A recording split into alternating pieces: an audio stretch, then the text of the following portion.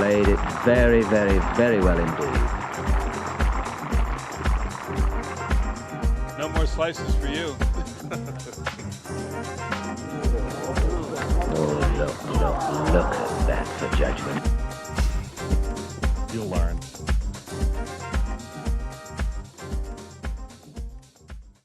Hello everyone, welcome to Sliced, episode 25 I believe. So we've got a quarter of a way to the century. Going strong. Remember to subscribe, rate and review, particularly on days like these where Sam and I have to drag ourselves from the depths of despair to talk about the most maddening game of all. First though, Sam, you've been to see some golf today, right? I gather it's only Monday and already you've seen live golf. It's quite impressive, isn't it, really? It's been a very sport-filled morning for me. So it was my son's sports day this morning, so I thought I better show up to that as well as going to regional qualifying. Wouldn't be a good look if I prioritised Robert Dinwiddie over my own son. But so I went to watch his sports day. Can I just say, I don't like to get too competitive about my own son's involvement, but there was a lot of cheating going on. I mean, one of the events, one of the events was a shot put, and people are just full throwing this thing. There's no putting. That's a shame. That's a shame. It is, but I didn't. I tempered my anger, and then I went to hot-footed it over to Ferndown to see. Much cheating there? I didn't see any cheating there. No, good. But I did see the lovely swing of Robert Dinwiddie, who was playing rather nicely. I mean, he was level. I only watched the first 5 holes, and he was level par, but he was hitting some nice shots. And I saw a young chap he was playing with called Ashley Mansell, who I've established is not related to Richard Mansell, but has also got a very good drive on him. And is he related to Nigel Mansell? I don't know. He does look a lot like JT Poston though, but I'm assuming no relation. But yeah, it was. I enjoyed seeing it. Actually, it's something that I think next time I might take a full day off to sort of properly soak it in, because it's really nice to be able to properly walk the fairways 50 yards behind these guys and properly see them up close. And some decent names in the field as well. People certainly you and I will have heard of from back in the day on a DP World Tour. So I would recommend heading down to regional qualifying to anyone. I would love to go to the final qualifying. There aren't really any sites particularly near me, but it's a good way to see players up close. So yeah, how was your weekend, Ben? Yeah, it was good, thank you. I played in the charity football tournament that I mentioned last week. My debut could not have gone worse. I conceded a penalty and then was nutmegged, and I was on the pitch for about 7 minutes. Conceded a penalty, I should be clear, by passing back to the keeper, having busted gut to get back and cover. And then I just tapped it back to the keeper and immediately remembered that I had read the rules and you're not allowed to do that. So beaten by the system. But I played fine in the remaining 3 games. I hit the bar twice in one game. The nicest moment was in the second game, the only one my son really watched fully. He'd been excited to see me play. And I used to be a decent footballer. I'm not anymore, and I'm certainly not fit. So I'm not laying claim to anything here. But the ball came to me. I dragged it back and flicked it across to a teammate, who then laid it off to another guy, who then hit it first time in the bottom corner. Like, it was our highlight of the 4 games, where we were generally facing younger, fitter, better footballers. But we scored a really, really nice goal. And when I came off, my son could not have been beaming any more than he was with the fact that he'd seen me do what he described as a sick flick. So there you go. I've got sick flick on the CV now. So that was nice. And then yesterday, actually, very keen observers of both the Sliced YouTube channel and the BBC iPlayer, which might just be Naga Manchetti and nobody else, but very, very keen observers will have seen the back of me in the Nottingham Open tennis final yesterday, where we, my son and my nephew, and my brother-in-law, we went and watched that, which was cool. So, yeah, good sporting weekend. I'm glad you asked, Sam. It was America versus Ukraine. I believe the Ukrainian was Yamastrenka, and the American was a young player who was very good. She won as well. She looked very promising, actually. I think she's won like 3 times in a year out of college, so maybe she'll be really good. I don't know. Maybe one day I'll be saying I saw her when she won the Nottingham Open, and I could not recall her name less than 24 hours later. Sorry. Wonderful. Well, I can't prolong the talk of the pain any longer, Ben. But we do need to address the final round of the Travelers Championship and the fact that Tommy Fleetwood, unfortunately, frittered away the 3-shot lead and lost by 1 to Keegan Bradley. Initial comments. I mean, we can talk for this a while, I suspect. Yeah, it was really hard to watch. I was conflicted, but not as much as I thought I'd be, because I was on Russell Henley. And actually, I think for me, it was like, well, if Henley ever had got, briefly after the first hole, Henley got to second place on his own, 1 shot behind, and I was like, it would be quite nice to have a winner. But then as the round progressed, it was kind of like Henley was always separated from Fleetwood by somebody. And I just, more than anything, wanted Tommy to not be beaten by anybody else. And if Henley beat him, then I'd make my peace with it. So I was rooting for Tommy really the whole way. And I thought he played really, really well in the middle of the round. He had a bad putting day, which has happened too often on Sundays. At the end, he shot 72 on a day when the scoring average is 69.5. He's bogeyed 2 of the final 3 holes. He didn't play 15 well. Like my overall conclusion, and I would like to talk more about the specifics as well. My overall conclusion is that now people like me who've been defending him for having missed a couple of chances to win on the PGA Tour, and he's not had many. I think you can make excuses and see a positive side of Canada in particular. His shot to the 18th hole in the final round of the Honda where he hit it in the water, it's 5 yards right. We've seen people. Chris Kirk did that, and Chris Kirk won. Because the other guy didn't make his birdie, right? So you do need help sometimes, and he's walked into Keegan Bradley at the wrong place and the wrong time. He's had a 65-foot putt on the 9th, a 40-foot putt almost on the 15th. But to come back to that point, like it's now we can't really defend him now, and I don't mean that in a harsh way. Like it is unfathomably difficult to win golf tournaments beyond my comprehension. But it's certainly like this is on him. He should have won that golf tournament, and he didn't win that golf tournament. And he now is the only person who can change this. There's no use defending and talking about a nuance. It's on Tommy. He's got to go and win one. And he knows that he should have won it. I mean, he was very clear about that in his interview. I mean, he realised that as a massive opportunity lost. I mean, particularly for me, it's the fact that he hit the perfect drive down 18. He's in the middle of the fairway, and he's made bogey. Okay, Keegan has played a brilliant shot, and he's birdied the hole to win. Absolute credit to Keegan there. But there's no way that Tommy should be making a bogey from there. Par would be absolutely fine. Take it to a playoff. Good chance to still win the tournament. But to bogey from there is, unfortunately, is unforgivable. And he's, he sort of said he's angry with himself about it. And I'm sure. And I wonder how much, he on the par 3, is it the 16th? I forget which hole it was, but he hit it long, didn't he? Looked like it was on a really lovely line. Went sort of, 10 yards long, and ended up making a bogey. And I wonder whether he sort of thought, well, maybe that was adrenaline that made that happen.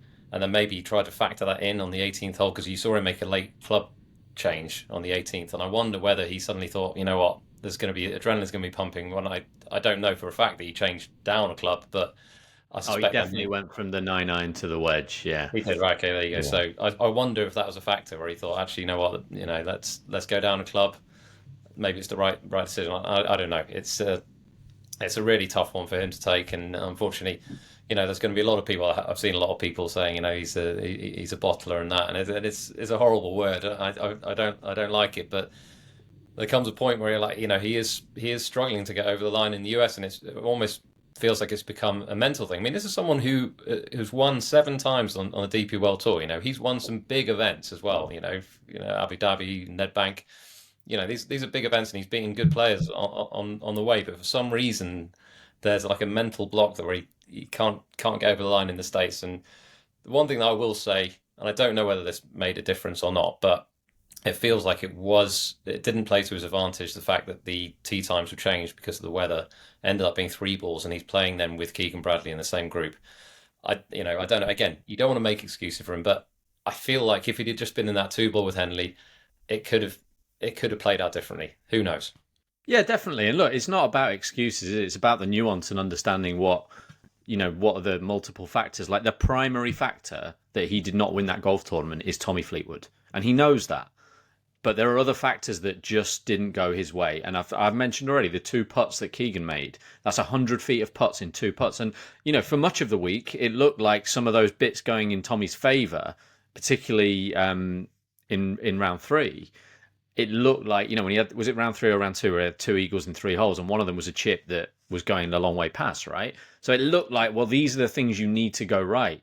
And then all of a sudden, there were the things that went right for somebody else. And, I talked last week about being in between clubs, and there's no doubt that on 16 and 18, he was in between clubs. And there was no room for doubt with Keegan and his conversation with his caddy. It was 9-9 to 18. Mm-hmm. But on 17, Keegan carried the water by a yard?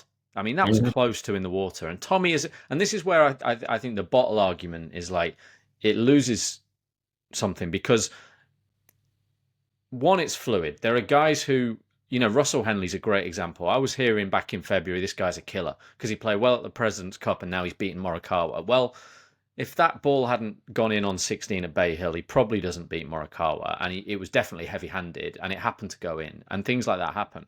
And it made me think of Ryan Fox, actually. I was trying to go on too much about this, but Ryan Fox has won twice on the PGA Tour, right? Every other metric, he is not as good a golfer as Tommy Fleetwood. His performances in big events are nowhere near the standard of Fleetwood's. He won Myrtle Beach because Mackenzie Hughes made a bogey on the 18th hole. And not just a bogey, he missed from 10 feet. That's one of the best putters of the last 10 years, has missed a 10-foot putt to win. The number 1 putter on the PGA Tour right now is Sam Burns. He had 5 feet to win the Canadian Open, and he missed. So Ryan Fox is a 2-time PGA Tour champion, and Tommy Fleetwood isn't. And look, Ryan Fox did some good things. The second shot he hit on the playoff hole to Canada was brilliant. The way he played from off the pace in the final round, Myrtle Beach, brilliant, reminiscent of when he won the Dunhill Links. But it doesn't. That's the thing for me. Like, it doesn't mean that this has to be Tommy and this is what will define him. Like, he genuinely can learn from this and go and win on the PGA Tour. He could win the Open this summer. He is like one of the best golfers a country like England has ever produced. Like, in the top, 20, 30, 40, whatever you want to call it. This is a mental hurdle that's been made into something massive. And it's really sad that he didn't just put it to bed yesterday. But it doesn't have to be that this is it. And I think back to, if we'd have been doing this podcast last summer, when Rory missed, I wrote a column when Rory lost the US Open at Pinehurst. And the headline of my column was not when, but if. And for me, it was the moment, Pinehurst, where I thought, I've been certain that Rory McIlroy is going to win more majors, and now I'm not certain anymore. I actually wouldn't say that I was ever certain Tommy would win on the PGA Tour, so I'm certainly not certain of it now. I think his schedule is so difficult. He plays in great tournaments. Again, going back to Fox has won Myrtle Beach in Canada. Tommy didn't play him. And there are just 2 other examples. Adam Scott, bogeyed the final 4 holes at Lytham. I think everybody, if they'd done a podcast the next day, would have said, the guy's a loser. The guy just can't win a major. It's not going to happen for him. When Sergio pulled his drive left on 13 in the Masters and it was game over, they'd have said the same thing. When DJ missed, 3-putted Chambers Bay, great golfers come back and defy. And okay, people will say, well, he's not as good as Adam Scott. He's not as good as Dustin Johnson. He's not as good as Sergio Garcia. He's not that far behind. So I want to be very clear. Tommy Fleetwood should have won yesterday. Nerves got the better of him. But it doesn't mean we know what's going to happen from here.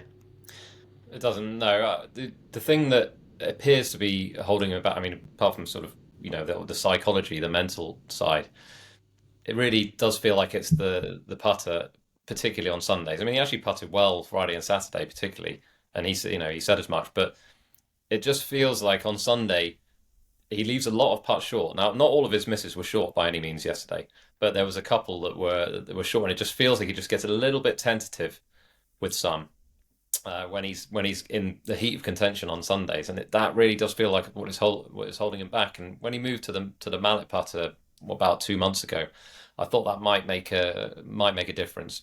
It hasn't. I think his putting metrics are actually slightly better since he moved to a mallet. But unfortunately, when he's in contention, the same tendencies seem to come back, and I don't know what the cure is for that. Whether that is purely a mental thing, or whether it's a case of he needs a new putting coach who can kind of address that. I'm sure he's thought of all these things, but Yeah, and look, we should explore all avenues. I am not. Most people who listen to this will know I'm not an advocate of like.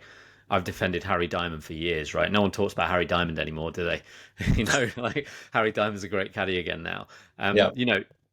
If Ian Finnis wasn't the biggest, scariest fella in the world, some people would be saying he needs a new caddy. But I disagree with that. I'm just putting it there as a theory, right? Some people will feel, well, does he need a harder voice in his ear than a mate?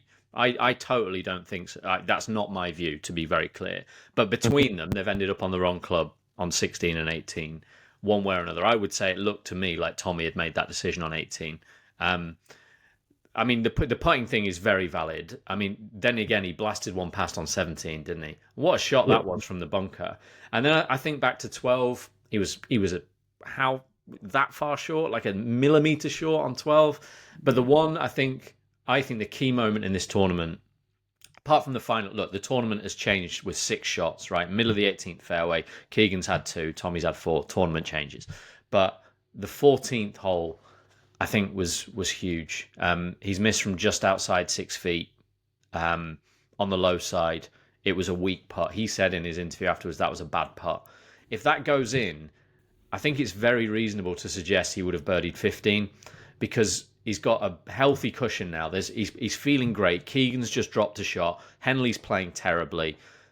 Jason Day has just missed a 9-foot birdie putt on the 15th as well. Tommy steps onto that tee and he probably pumps it to the front of the green, chips and putts, and now you got a 4-shot lead, and that's different. And that's just, again, it sounds like making excuses. We're not. He missed that putt, but on another, people hit bad putts that go in, and one day it might happen for him. Like the only thing I can't abide is the "I told you so." I know he's never going to win.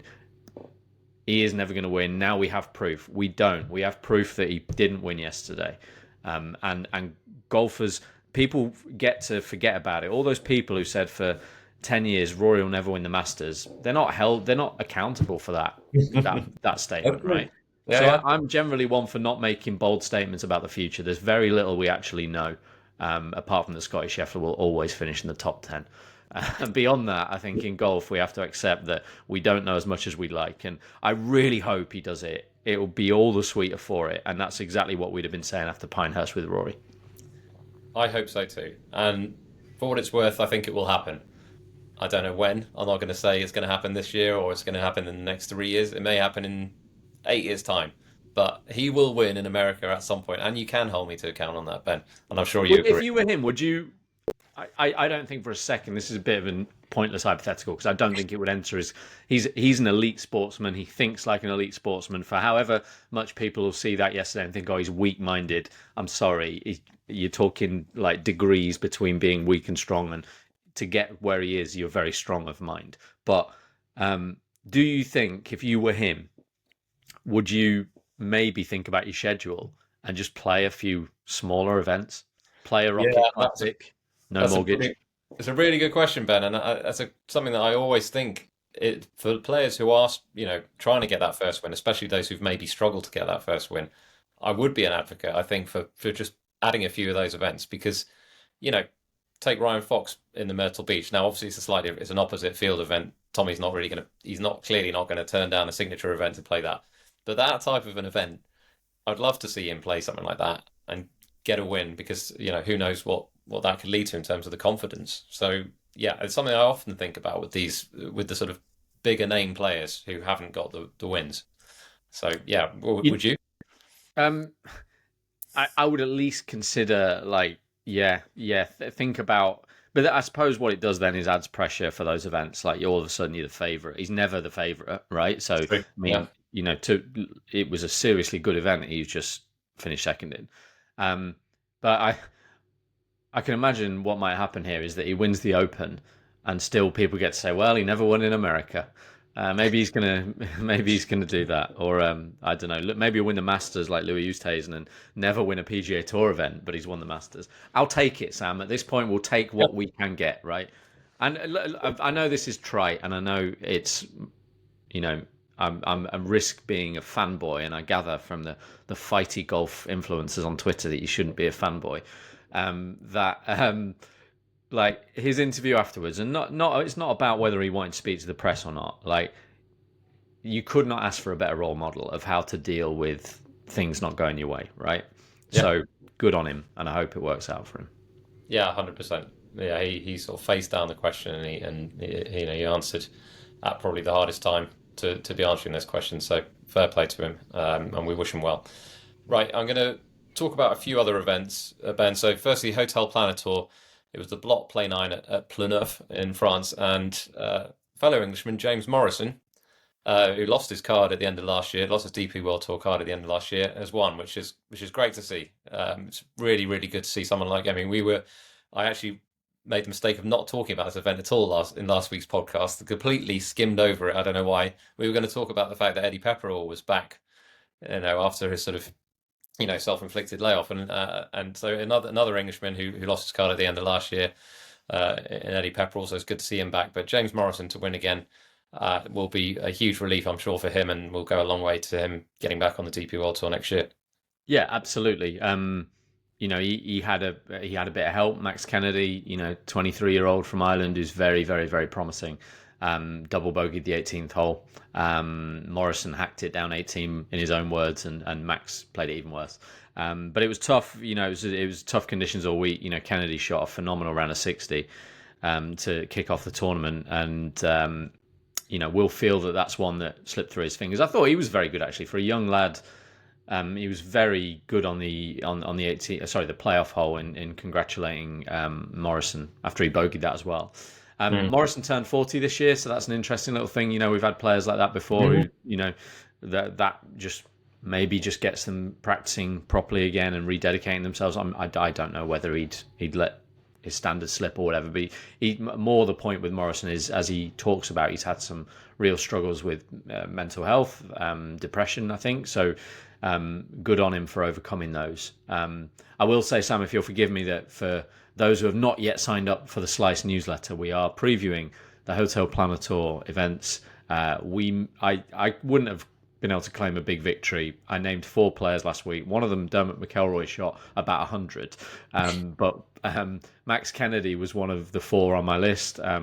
But I said I'd want 80 to 1, and I don't think anyone put up 80s. And in the end, he was absolutely smashed off the boards. He started 33 to 1.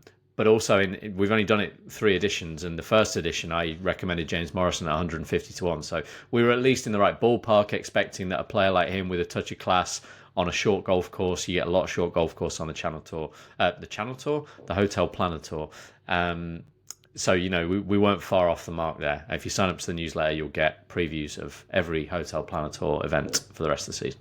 Yes, I'm glad you said it, Ben, because I was about to. But you did well to flag his name, and for a long time it looked like he was going to win the event. So even though, maybe there was a sort of price caveat in there, the fact that you sort of flagged him, I think he went off around 66s. So this is would have been a very nice price winner. Corn Ferry Tour. It was the Blue Cross and Blue Shield of Kansas Wichita Open. The Canadian Miles Creighton won, having shot 59 earlier in the tournament. So. Not a player I know a huge amount about, but his first win on the Corn Ferry Tour. Yeah, memorable week for him. I think he chipped in for the round of 59. So, look, we've said it before, there are too many rounds of 59 on the Corn Ferry Tour, right? But I think he was something like 38th entry in the weekend, then shot 59. I think I have that right. Anyway, he shot 59 and went on to win the event narrowly. 29 years old, hadn't been playing well. I think it's more than a year since his last top 10. So he's one of those now. He's in the top 20 on the point standings, and all of a sudden he's got a chance to get a PGA Tour card when he wouldn't have been looking. He'd have been looking more over his shoulder. So we'll see how he goes from here. I don't think he's a superstar in the making, but first Corn Ferry Tour win, and well done to him. Yeah. Now the LPGA. So it was the KPMG Women's PGA Championship. I'll confess I didn't see much of this. Little bits here and there. But I understand that a lot of people weren't particularly happy with the course, or certainly pundits on Twitter. I think a few of the players as well weren't necessarily that happy with it. Minjee Lee won. It's her 3rd major. The one thing I will mention is an account that I follow on Twitter, which I think is a good sort of general pro golf account. It's Golf Ramble. He mentioned something which I thought was interesting in terms of basically deeming it not to be a great major championship venue, in that the people who finished the winner and the people who are higher up on the leaderboard basically were the best putters in the week. And his, what he's saying from that, which I agree with, really, is that generally speaking, that's not the best. That's not the best sign for a good test of golf. Is that only the best putters win and are right up there. Generally, you should have more of a rounded, kind of a rounded skill set. To reward the best player of the week. But on this one. What's interesting about that is that you've surprised me there, because Minjee Lee has moved to the broom handle because she's not a very good putter. So she's obviously cracked it. Led the field in putting, yeah. Wow. I think as much as anything, it was probably, my interpretation was, as much about the setup as the course itself. Okay. So maybe they'll be able to take some learnings. What a horrible word that is, or phrase. Next time they play a big event here, it just maybe there will be courses that work better for the men than the women. Even moving tee, like women hit the ball flatter, they don't spin it as much. So there are ways that can influence what's appropriate in setup. And I understand that it wasn't necessarily set up particularly well.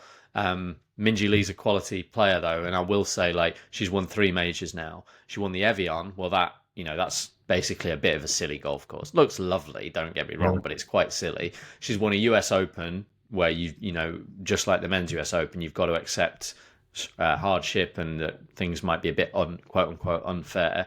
And now she's won the KPMG at a course that with some US Open scoring, and she's got on with it and won 3 majors. And I like Minjee Lee a lot, actually. She's probably one of my favourite players to watch. So, and we'll see, a lot of people will go from that and think, well, might Min Woo win the Rocket Classic this week? And although, if you go back, I will say this, Minjee won her first major 2 weeks after Min Woo Lee won the Scottish Open. So they've had it that way around. Might Min Woo bring it the other way this week? We'll see. Well, what happened after Minjee Lee won her majors?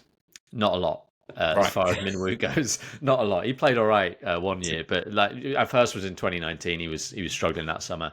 2022 and 2022 was the next one.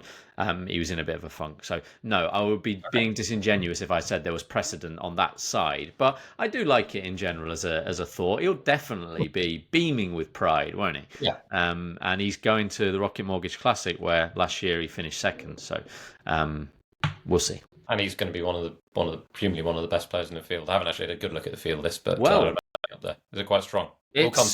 Strong is a matter of perspective. We'll talk about it later. Okay. Last event, just to quickly mention, Ladies European Tour is a tip sport Czech Ladies Open. Cassandra Alexandra won. Shot 73, 64, 62. Was it just a 3-round event, Ben? You put this note down, so I don't know. Was it shortened? Yeah, 54-hole event. Right. She stormed through to win it narrowly, so she must have been a long way back after the first round, I presume. Yeah. Unless conditions were particularly tough. Yeah. I enjoy her name, Cassandra Alexandra. It sounds a little bit like they've just, it's an episode of Only Fools and Horses waiting to happen there, isn't it? Hard not to hear that in Del Boy's voice. This is another player with 2 first names winning, because it was Darcy Hannah, of course, who won.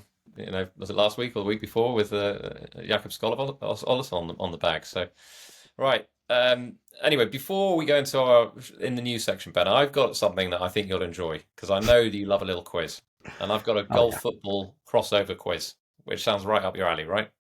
Well, I am a footballer now, so there you go. Exactly. Now, just a short one. Okay, so I'm going to give you 4 golfers. These are all pretty high-ranked golfers in the world, and I'm going to give you 4 Premiership football teams, and you're going to have to tell me which player supports which team. Okay. Yeah, right. Fine. So your 4 teams. Get away with Premiership, but carry on. I'll give you the 4 teams first. So Chelsea, Spurs, Liverpool, yeah, and Man United. All right. Okay. Now your 4 players are Christian Bezuidenhout. Okay. Ben An. Okay. Ludwig Oberg. Okay. And Aaron Rai. Oh man. Chelsea, Spurs, Liverpool, and Man U. Yes. Ludwig Liverpool? Correct. So Bezuidenhout, Chelsea and Spurs seem unlikely. But you said Ben An as well, didn't you? Ben An can't be a Chelsea fan. or a Spurs fan. So I'm going to go Ben Ann for Man U. That is incorrect. So is it Bez for Man U? No. That's also good. incorrect. Who was the other one? Aaron Rye. So does Aaron Rye support Manchester United? Wolverhampton-born Aaron Rye. Look, I'm an Arsenal fan from Loughborough, so okay, good. So I've got Ben Ann and Christian Bezadenhout. One of them's a Spurs fan, one of them's a Chelsea fan. I'm disappointed in both of them. I'll go for Bezadenhout being the Chelsea fan. Correct. Well done. I don't know why, but he must have. Maybe he was a child around the time the oligarchy took over. And Ben Ann, I don't know why he'd be a Tottenham fan. There's an Heung-min Son, of course. Exactly, yeah. And I did actually ask you about this when I saw him at the Scottish Open last year. I sort of said, presumably the reason you're a Spurs fan is because of Son Heung-min. And I said to him, what would happen if he left the club? Do you remain supporting him? He basically said no. So it's purely a fan while Son is there. So that's fine. But I don't know why particularly Aaron Rye is a Man U fan. Or indeed. Well, they were very, very good once, Sam. I suppose that might be probably the same reason that I was a fan of Man U between the ages of 6 and 10. So yeah. And then Martin Kuvra left the club, and you had to switch allegiances. I'm not sure that joke worked. I mean, I'm not even going to ask, But anyway, one day, Sam, I'll do a quiz for you. You've done 2 now, and I feel really bad. But yeah, that was good. I just was hoping you were going to say like Rory McIlroy and Tyrrell Hatton. I could have made it a lot. I could have made it a lot easier, Ben. Don't get me wrong. But I knew that you'd. As soon as I put Oberg down, I thought you're probably going to know that he's a Liverpool fan. So I thought the other ones have got to be a little bit trickier. When you said Chelsea, I thought Justin Rose, but I'm never sure if he's a Chelsea fan or like an Aldershot fan. He seems to be both, right? He is both, yeah. If you'd have said Aldershot, I would have been right in there. Never mind. Right. In the news, there's a couple of things to talk about. Firstly, I suppose the big news: the PGA Tour has announced incoming CEO Brian Rowlatt, who comes from the sort of NFL world. There was a good article from Joel Beal on this, which kind of I found enlightening. So basically, the CEO is this is kind of the commissioner role is still going to remain. It's not going to be Jay Monahan. Jay Monahan's leaving, but he's got, I think, 18 months to run, before he potentially leave. He could leave at any point, but it could be as much as 18 months away. But there will still be that commissioner role. But the CEO role is basically taking over a lot of the responsibilities that Jay Monahan's role previously had. So the commissioner role is going to be more sort of overseeing competition, rules, player relations, that type of thing. So there'll essentially be 2 roles, but the CEO will be the kind of the big one. So it's a kind of a change in the structure and obviously a change in personnel. Eventually, when Jay Monahan finally is ushered out the building. Yeah, I don't really know. I know he's worked in NFL, hasn't he? And there's some talk that he's really good on the sort of content and engagement side of things. So that could be good. But I'm long past expecting big things from the PGA Tour as an organisation, right? They're a player-led organisation whose priority for my entire life has been the players. And that's fine. That's great if you're a player. And I don't like. I love the PGA Tour. It's a great product. What would I do without it? I'd be but I don't expect I'll allow myself to be pleasantly surprised if there's a big upheaval and a real shift in attitude, and it's like, right, we need to do what the fans want us to do. I would expect it'll just be a soft transition, and it'll be more of the same. And the same is good. It's a great tour. Yeah, well, we'll see. I mean, he seems to be quite a respected person in the sports world. So who knows? Hopefully there'll be some good changes, but it will certainly take time. No question of that. But we'll see. We'll monitor. The other thing to discuss, I wanted to really ask you about this, Ben. We did talk about it last year. Wyndham Clark smashing up the locker at Oakmont. Now he issued a sort of bit of a half-assed apology in his press conference during the Travellers, where he basically said, I think the words were, "I'm sorry for what happened, not for what I did, incidentally. I'm sorry for what happened." But the but is just the thing for me. You can't say but after making an apology. Not immediately after making an apology. But I would also like to move on from this. And he said, for the sake of the USGA and for Oakmont. And it's like, do you get to decide when you move on from it? I don't know. I want your take on this, Ben, as a Bay fan. Well, I think you've covered it nice. No, does he play for my team? Yeah, he does. Oh, this is an outrage. I'm gonna swap teams. That's it. I'm done with the Bay. No, let me reconsider that. I don't want to leap to anything dramatic. You're right. I mean, you can't move on behalf of others. And the thing for me is he only even issued this apology because he played really well last Thursday and was speaking to the media because he shot like 63 or something. So there wasn't even an attempt to like contact the media, you gather the media around. I want to speak about this. There was no real contrition in there. And I think we should be somewhat sensitive to the fact that he's had some mental health issues. We mentioned it with James Morrison there. But, and James Morrison's done things in his career. You remember when he said Celtic Manor was a piece of crap or whatever as he was driving back across the bridge to England, said he'd never go back there or whatever it was. These people who live in the spotlight somewhat, it must be hard. But the very least you can do for me is when you make a mistake, own it, own up to it, apologize properly, say what you're going to do. Like, he should be saying something like, oh, look, I've been on the phone to Oakmont. I'm actually going to go there in a couple of weeks. I'm going to do a day with their members. I'm paying for the repairs of the lock. I feel really bad about this. Why can't they just do that? I don't understand. Like, when I don't know, leave the garage door open, I do a better job of apologizing than that. So I don't understand. Who's advising him? Why has someone not sat him down and said, Wyndham, mate, look, we love you. We know this isn't you. We know it's been tough. You've had to work hard at this, but mate, just go on and say sorry, and that is it. Just say sorry.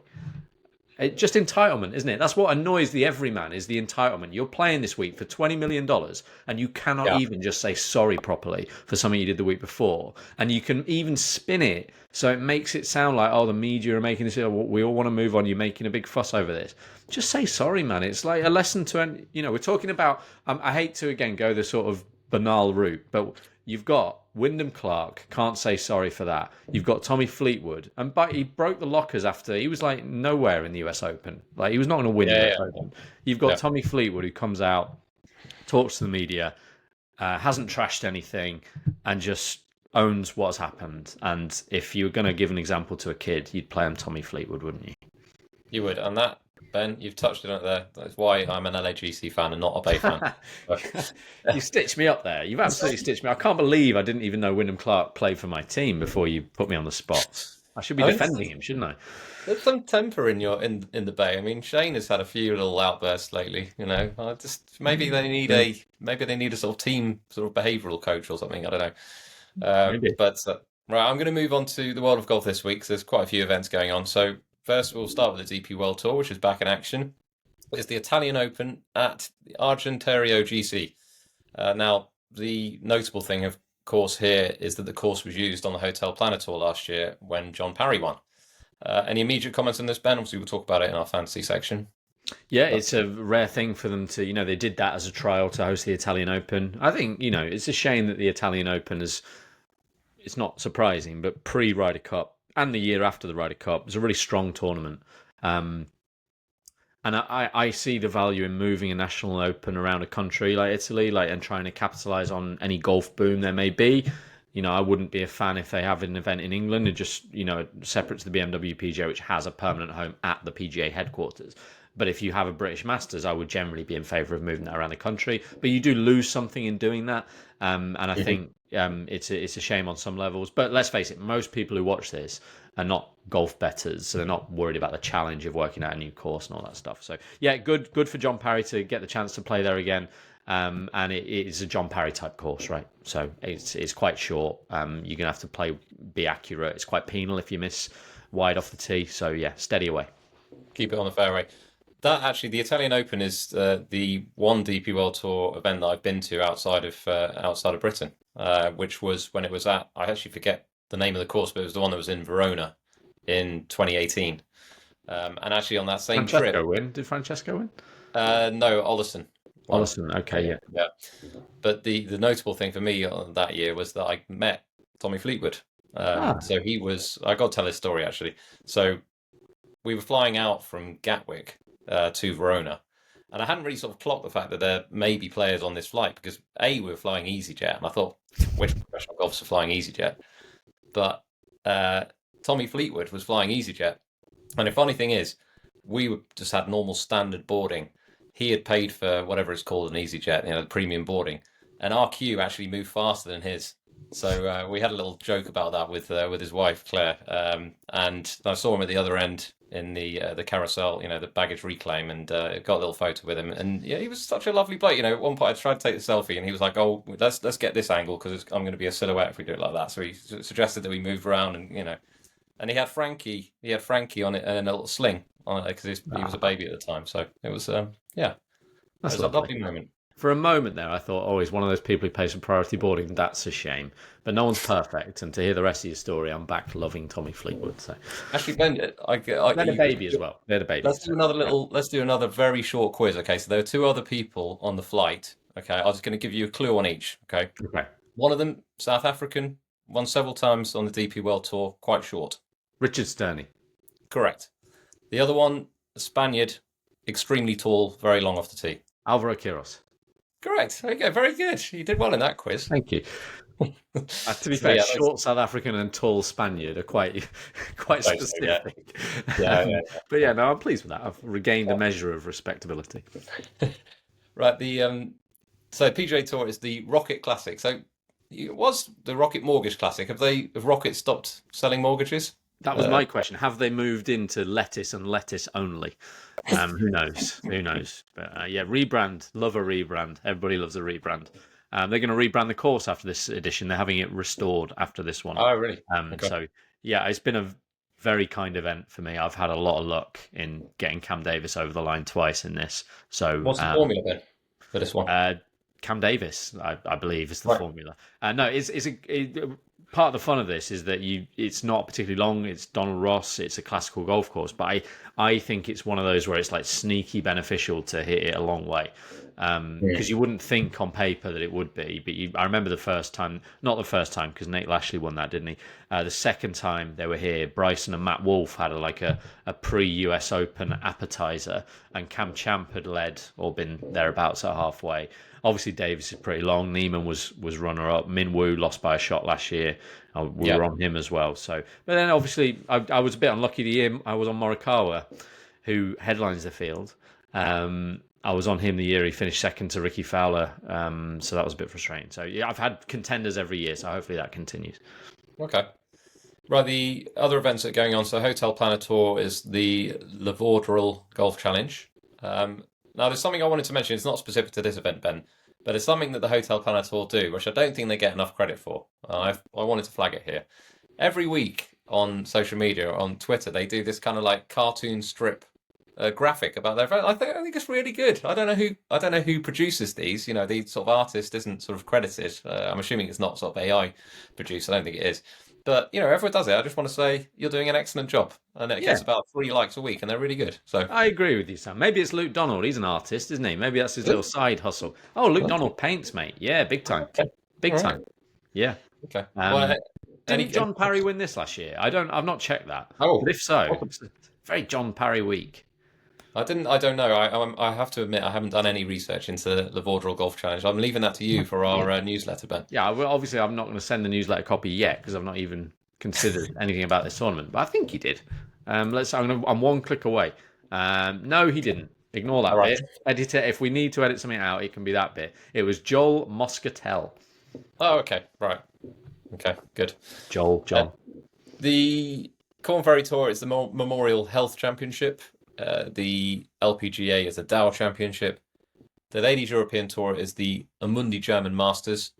And so the last two events to mention, and I do have some comments on this. So the US Senior Open is happening. I couldn't tell you where, which I probably should have written in our document. But anyway, the thing that's notable for me is that Richard Bland is the defending champion, but he's not defending because it is Liv Dallas this week. And I'm assuming now, I don't want to speak for Blandy here, but I'm assuming that that's not his decision. I would imagine that he would want to defend the US Senior Open and that he's not allowed to for Liv. And to me, that seems silly because, I put this on Twitter earlier on. I mean, in terms of PR, it's such an easy win for them to say, you know what, Blandy, it's cool. You take a week off. We'll draft in one of our reserves, who's like Ben Campbell or someone like that, for a week. And, you go off, have a good time, try and defend your championship. I don't know why they wouldn't do that. to be honest. Now, Bob Harry pointed out to me, he said, well, he's, I don't know, something like 22nd, in the standings, and maybe he could do with a good week to sort of cement his spot, in the back in Live next year. So maybe that's a factor. Yeah, maybe, but he wouldn't be relegated from. I don't understand how it works really, but they have like a middle bit of the standings where you can just. I don't know. You're not relegated. I know they've got proper relegation this year apparently, but it's like for the people at the very bottom. So he's not under threat of relegation. He might just finish in the open zone or whatever they call it. But I agree with you, and it almost makes me think maybe Bob Harrigan and others are right, and that Bland didn't want to go and defend his title because it would be such a stupid thing of Liv to not allow him to, that I almost feel he must have decided he doesn't want to. I'm sure one of the many inquisitive, not paid for journalists covering Liv Dallas this week will ask that question, and we'll all get to find out the answer. Serious point there. I don't know who goes to these events. I apologise if there are people who don't work for Liv in that media centre asking questions. I'm sure they're very good at their jobs, but I'm just saying the people who are paid by Liv to cover Liv are unlikely to poke at that particular ask that question. Yeah, just thought it was interesting. But anyway, that's obviously, leads on to the fact that Liv Dallas is the other notable event that's happening this week. They're in Colorado, Sam, by the way, for the seniors. So look for altitude form. Okay. Genuinely top of my head, Thomas Bjorn loves it in Cron. That's a start, isn't it? It's not a recommendation to anybody. I think senior golf should be illegal, but there'll be some European players there who played at Crons and played well. And Miguel won last week, didn't he? He's a Crons champion. So maybe we'll get a European. Soren Kjeldsen, whatever. Yeah, I would love to see him win. I would love to see Kjeldsen win. I say see him win. I probably won't watch it, but sure. A picture of him with the trophy. Right, the fancy game. So, I've got to be honest, Ben. I don't know who's leading at the moment. I will have a look while you reveal your picks. This is great. That's going to make great. I'm just going to open my file with my notes. So I'm going to go Francesco Laporta, famously Italian. Jaden Shaper, very similar player to Laporta, actually. They're both played a bit better of late. Alex Fitzpatrick, I think he's actually playing some really encouraging golf. We'll see. Martin Kuvra, is that 4? Yeah. So yep. Kuvra's just, he had that run of like dropping 7 shots in 6 holes or something, didn't he? Right. For which he could have won again. Ewan Ferguson, who definitely he'll be feeling left out. All his mates have won. And this is a Ewan Ferguson course. And Oliver Lindell, who is one of those. I mean, I probably should have gone for John Parry, but Oliver Lindell shot a course record 62 here last year, his career low round. His irons are firing. He's got good correlating form. Lots to like. Yes, absolutely. I'm going to make him captain. Sod it. Oh, okay. Wow. Bullish. Live decision making on Sliced. I can reveal that Lewis Blaine is leading our fantasy game, and in second place is Chris Smith. I'm presuming this is not the Chris Smith that used to play on the PGA Tour, but if it is, thank you for listening to Sliced. Right, my fantasy picks are as follows, Ben. There's a bit of crossover, you won't be surprised to know. Martin Kuvra. So I've looked back at that HotelPlanner Tour form for several of my picks, and he was 12th last year, so that's pretty solid. And yeah, he's been playing very, very well. Laporta, obviously local lad, or well, Italian. I don't know if he's local to this area, but he's been playing very well lately, and I really think that he's going to win at some point soon. Now I'm burning my last usage, Ben, of Jakob Skov-Olesen this week. I'm slightly surprised you didn't use him, because if you remember last time we were talking about him, we said, could he be inspired by the fact that he was on the bag for his girlfriend, Darcy Harry, and could it work the other way around? He's accurate off the tee. Feels like could be a good opportunity for him. I've made him my captain. Oliver Lindell, I've joined you on with that course record that you mentioned, 62. He finished 6th, so obviously likes the course. Notorious BRT is on my picks, 12th on the HotelPlanner Tour, and again he's one that's shown a lot to me. He looks like someone who's got a bit of. There's something about him. There's something about him that I like a lot, and I can see him winning. And lastly, Jorge Campillo, because he's just solid, accurate off the tee. seems like the right type of player to go well. Good squad that. 17th. But yes, so yeah, those are my picks, and that means, Ben, that it is highest bidder time. You said that. Hold on a minute. Hold on. Yeah. You said that. You said that like you were about to put a jingle in, Sam. You're not surprising me here with a jingle, are you? I thought you were about to press a button. Maybe I should. Do you want me to do a jingle, Ben? I wouldn't ask more of you. You already do enough for this podcast. But it does seem that given your skills and our obvious gap in that little window we just had of silence there. I'm not saying do it today, obviously. Jingle all the way. Yeah, I'm up for a jingle. Jingle all the way. I worry this is going to sound a bit shit, but I mean, I maybe when I have a quiet, maybe if I have a quiet week, I'll work something out. Yeah. All right. We can always save it for season 2, right? 2026. Sliced. Yeah. Give people a reason to come back next year. Exactly. Right. So our highest bidder question is as follows. We've had one in from A. Smith, who I think has sent us them before. So thank you for being a regular contributor to this feature. Continental Europeans. So in the 2012 Ryder Cup and the editions since... Oh, you're always good at these Ryder Cup ones, and I'm rubbish. Right. In the 2012 Ryder Cup and the editions since, there have been 18 Continental Europeans representing Team Europe in the Ryder Cup. Can you name them all?